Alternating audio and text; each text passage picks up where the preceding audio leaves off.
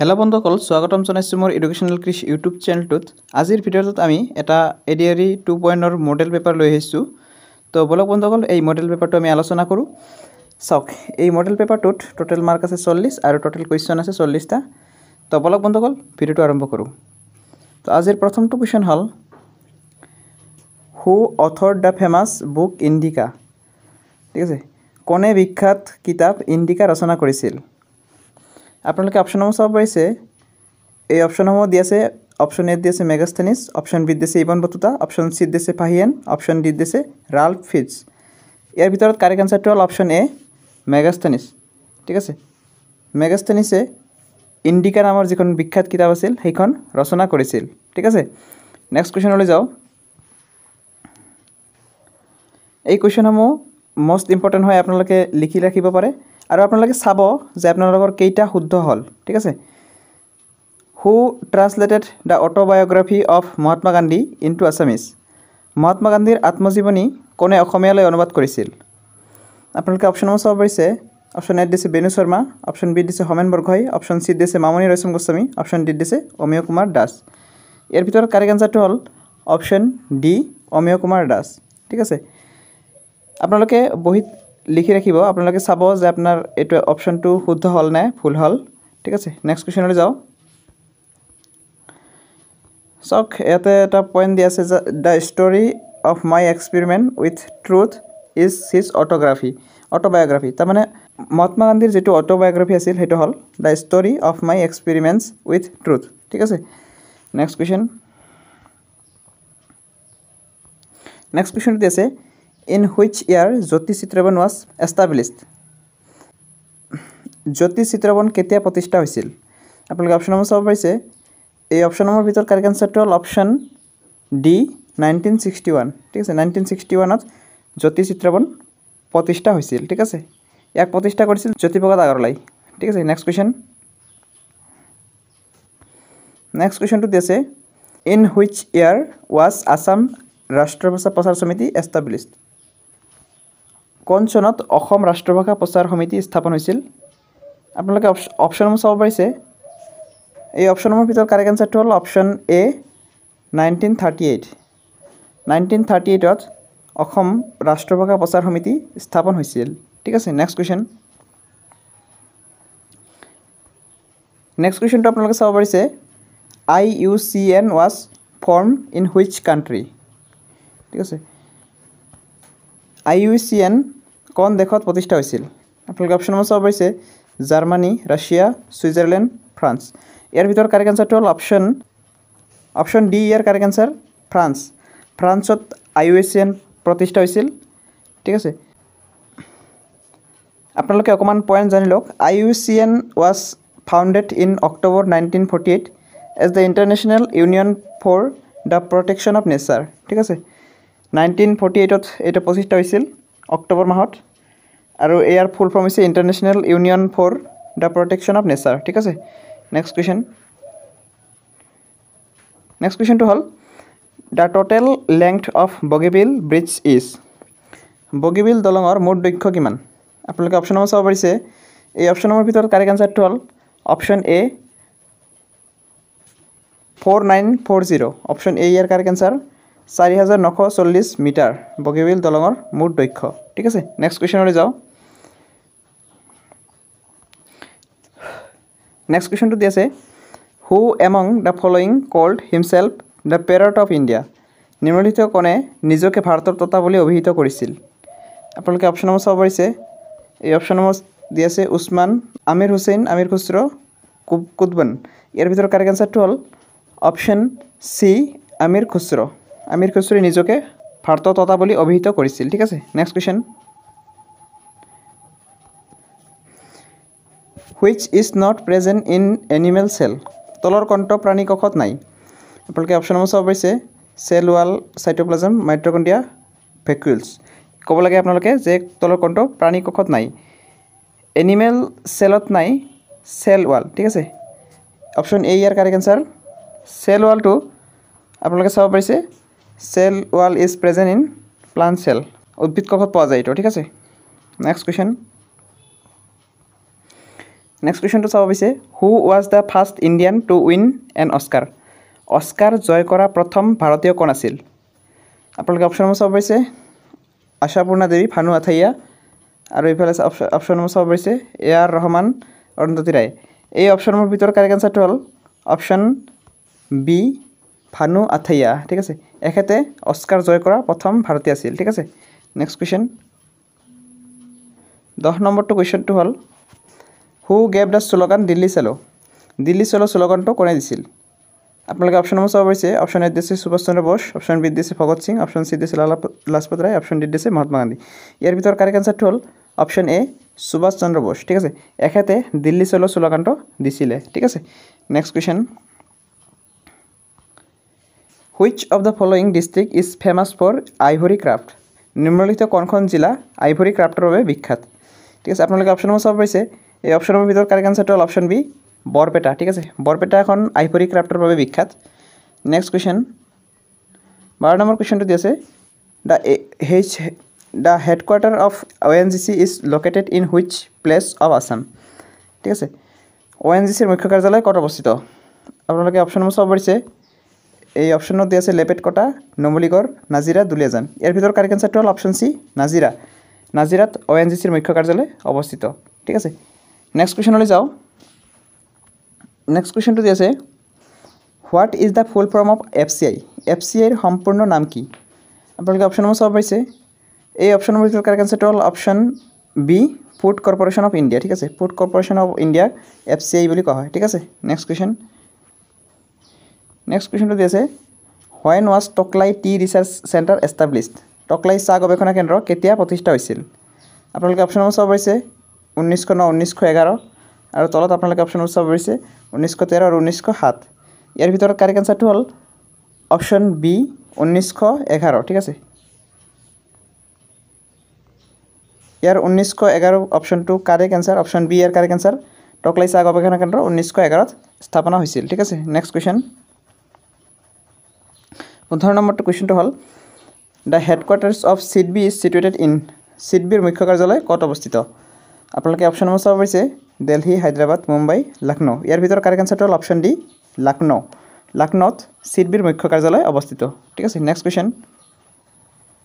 কুৱেশ্যনটো দি আছে Basudev Than is located in which district of Assam Basudev Than ক'ত অৱস্থিত আৰু অসমৰ জিলাসমূহৰ ভিতৰত ক'ব দিছে কোনখন জিলাত অৱস্থিত ইয়াৰ ভিতৰত কাৰেক্ট আনসাৰটো হ'ল অপশ্যন বি লখিমপুৰ জিলা ঠিক আছে লখিমপুৰ জিলাত বাসুদেৱ থান অৱস্থিত নেক্সট কুৱেশ্যনটো দি আছে who is known as Loknayak of Assam ঠিক আছে অসমৰ লোকনায়ক বুলি কাক জনা যায় আপোনালোকে অপশ্যন নম্বৰ চাব পাৰিছে এই অপশ্যনসমূহৰ ভিতৰত কাৰেক্ট আনসাৰটো হ'ল অপশ্যন ডি অমিয় কুমাৰ দাস এখেতক অসমৰ লোকনায়ক বুলি জনা যায় ঠিক আছে নেক্সট কুৱেশ্যনটো দি আছে national voters day is celebrated on which day ৰাষ্ট্ৰীয় ভোটাৰ্ছ ডে কোন দিনাখন উদযাপন কৰা হয় আপোনালোকে অপশ্যন নম্বৰ চাব পাৰিছে এই অপশ্যনৰ ভিতৰত কাৰেক্ট আনসাৰটো হ'ল অপশ্যন বি 25 জানুৱাৰী ঠিক আছে 25 জানুৱাৰী তাৰিখে নেশ্যনেল ভোটাৰ্ছ ডে হিচাপে উদযাপন কৰা হয় নেক্সট কুৱেশ্যন 19 নম্বৰ কুৱেশ্যনটো হ'ল which of the following is the highest peak of India নিম্নলিখিত কোনটো ভাৰতৰ সৰ্বোচ্চ শৃংগ আপোনালোকে অপশ্যন নম্বৰ চাব পাৰিছে কাঞ্চনজংঘা মাউণ্ট এভাৰেষ্ট ইফালে দি আছে নন্দা দেৱী গডউইন অষ্টিন ঠিক আছে ইয়াৰ ভিতৰত কাৰেক্ট আনসাৰটো হ'ল অপশ্যন এ কাঞ্চনজংঘা ঠিক আছে কাঞ্চনজংঘাখন ভাৰতৰ সৰ্বোচ্চ শৃংগ হয় ঠিক আছে নেক্সট কুৱেশ্যন 20 নম্বৰ কুৱেশ্যনটো হ'ল who was the first Indian to be crowned Miss ৱৰ্ল্ডৰ মুকুট পিন্ধা প্ৰথম ভাৰতীয় কোন আছিল আপোনালোকে অপশ্যন নম্বৰ চাব পাৰিছে সুস্মিতা সেন ৰীতা ফাৰিয়া প্ৰিয়ংকা চোপ্ৰা ঐশ্বৰ্যা ৰায় ইয়াৰ ভিতৰত কাৰেক্ট আনসাৰটো হ'ল অপশ্যন বি ৰীতা ফাৰিয়া ঠিক আছে এখেতে মিছ ৱৰ্ল্ড পাইছিল প্ৰথম ভাৰতীয় হিচাপে নেক্সট কুৱেশ্যন 21 নম্বৰ কুৱেশ্যনটো হ'ল the gas use in the artificial ripening of fruits is ঠিক আছে ফল পকোৱাত কোনবিধ গেছ ব্যৱহাৰ কৰা হয় আপোনালোকে অপশ্যন নম্বৰ চাব পাৰিছে এই অপশ্যনসমূহৰ ভিতৰত কাৰেক্ট আনসাৰটো হ'ল অপশ্যন ডি ইথাইলিন ঠিক আছে ফল পকাত ইথাইলিন গেছটো ব্যৱহাৰ কৰা হয় নেক্সট কুৱেশ্যন 22 নম্বৰ কুৱেশ্যনটো হ'ল who was the writer of the poetry collection মোৰ যে কিমান হেঁপাহ ঠিক আছে মোৰ যে কিমান হেঁপাহ কবিতা সংকলন কোনে লিখিছিল আপোনালোকে অপশ্যন নম্বৰ চাব পাৰিছে এই অপশ্যনসমূহৰ ভিতৰত কাৰেক্ট এনচাৰটো হ'ল অপশ্যন এ কেশৱ মহন্ত ঠিক আছে কেশৱ মহন্তই এই কবিতা সংকলনটো লিখিছিল নেক্সট কুৱেশ্যনটো দিছে who is the father of Indian modern history আধুনিক ভাৰতৰ পিতৃ কোন আপোনালোকে অপশ্যনসমূহ চাব পাৰিছে এই অপশ্যনসমূহৰ ভিতৰত কাৰেক্ট এনচাৰটো হ'ল অপশ্যন বি ৰাজা ৰামমোহন ৰায় ঠিক আছে নেক্সট কুৱেশ্যনটো দিছে Madhubani a style of folk painting is popular in which of the following state in India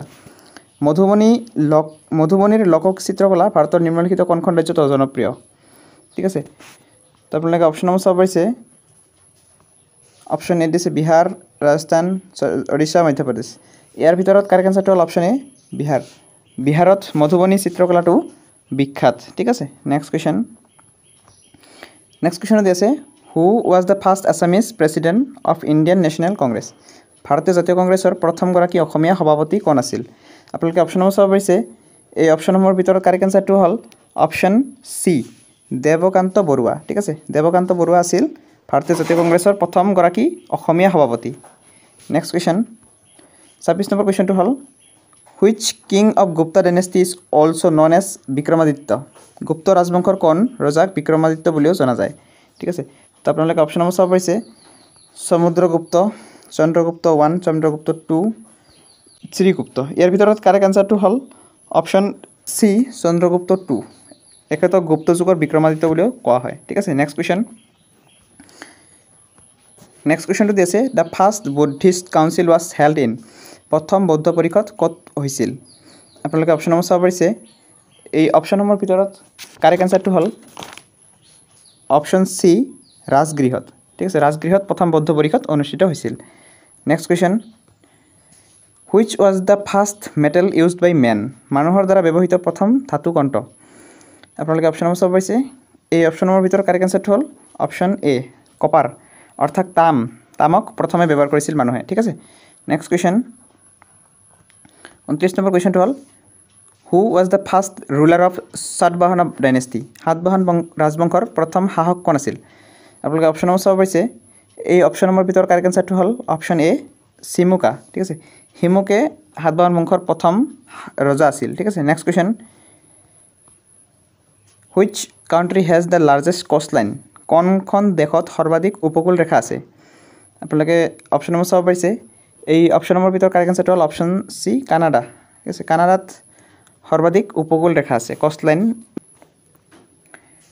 which is the deepest river in the world পৃথিৱীৰ আটাইতকৈ গভীৰ নদী কোনখন আপোনালোকে অপশ্যনসমূহ চাব পাৰিছে Loire river Nile river Rhine river Congo river ইয়াৰ ভিতৰত কাৰেক্ট এনচাৰটো হ'ল অপশ্যন ডি কংগো ৰিভাৰ এইখন হ'ল পৃথিৱীৰ আটাইতকৈ দ অৰ্থাৎ গভীৰ নদী ঠিক আছে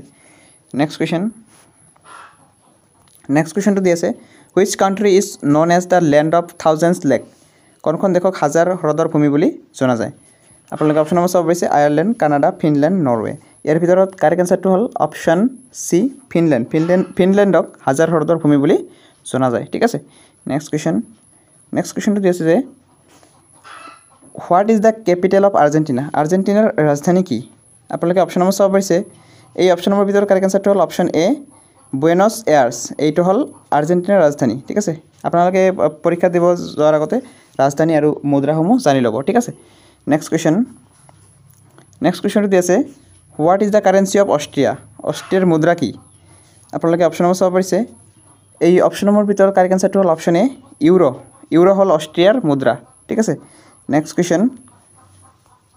কুৱেশ্যনটো দি আছে what is the parliament of USA called USAৰ সাংসদক কি বুলি কোৱা হয় আপোনালোকে অপশ্যনসমূহ চাব পাৰিছে এই অপশ্যনসমূহৰ ভিতৰত কাৰেক্ট এনচাৰটো হ'ল অপশ্যন চি কংগ্ৰেছ ঠিক আছে USAৰ যিটো সাংসদ আছে সেইটোক কংগ্ৰেছ বুলি জনা যায় ঠিক আছে নেক্সট কুৱেশ্যনটোত দি আছে article 21A of Indian constitution describes অনুচ্ছেদ 21A কিহৰ বিষয়ে উল্লেখ আছে আপোনালোকে অপশ্যনসমূহ চাব পাৰিছে অপশ্যন এ দি আছে ৰাইট টু প্ৰপাৰ্টি তাৰপিছত পৰৱৰ্তী অপশ্যনসমূহ দি আছে right to education right to freedom all of this ইয়াৰ ভিতৰত কাৰেক্ট এনচাৰটো হ'ল option B right to education ঠিক আছে অনুচ্ছেদ 21ৰ এ যিটো আছে এইটো হয় ৰাইট টু এডুকেশ্যন মানে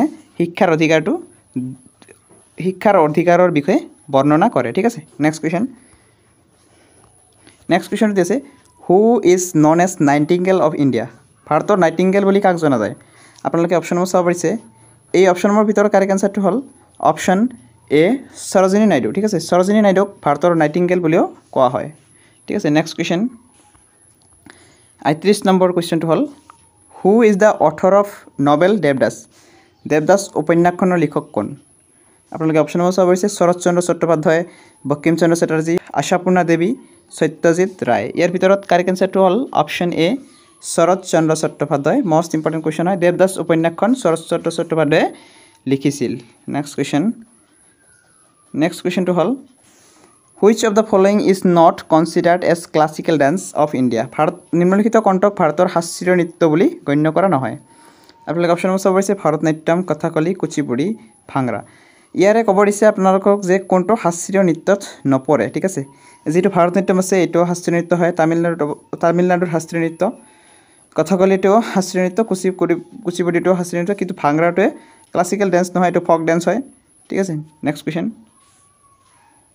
আৰু এইটো আজিৰ লাষ্ট কুৱেশ্যন হয় আৰু আপোনালোকে জনাবচোন আপোনালোকৰ যদি এই পিডিএফটো লাগে আপোনালোকে মোক কমেণ্ট কৰিব চাওক নেক্সট কুৱেশ্যনটো দি আছে যে chromosomes are present in which part of the cell কখৰ কোন অংশত ক্ৰম'জম থাকে আপোনালোকে অপশ্যনসমূহ চাব পাৰিছে cell wall nucleus cytoplasm skin ইয়াৰ ভিতৰত আপোনালোকৰ কাৰেক্ট এনচাৰটো হ'ল অপশ্যন বি নিউক্লিয়াছ ঠিক আছে নিউক্লিয়াছত ক্ৰম'জমবোৰ থাকে ঠিক আছে আজিৰ এইখিনি আছিল আজিৰ কুৱেশ্যনসমূহ আৰু এই ভিডিঅ'টো চাই ভাল লাগিলে ভিডিঅ'টো লাইক কৰিব আৰু চেনেলটো ছাবস্ক্ৰাইব কৰিব আগন্তুক মই আৰু এনেকুৱা বিভিন্ন ধৰণৰ পাৰ্ট লৈ আহিম তো আপোনালোকে চাই থাকিব ঠিক আছে